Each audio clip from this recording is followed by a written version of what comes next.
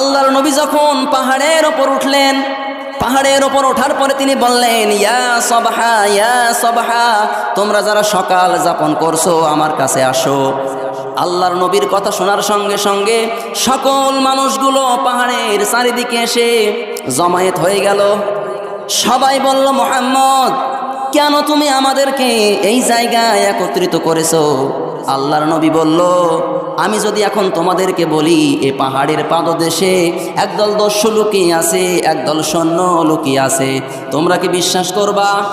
ওই সময় সবাই বলল, মুহাম্মদ, তুমি আল আমিন আস-সাদিক, কোনোদিন তুমি মিথ্যা কথা বলো না।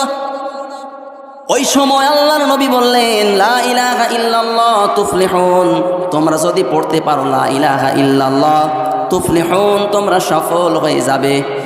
ওই সময় নিজের চাচা আবু লাহাব ওই জায়গায় উপস্থিত ছিলেন, হাতে একটা পাথর নিলেন। সবাই বলেন কি না, হাতে একটা পাথর নিলেন, কি নিলেন?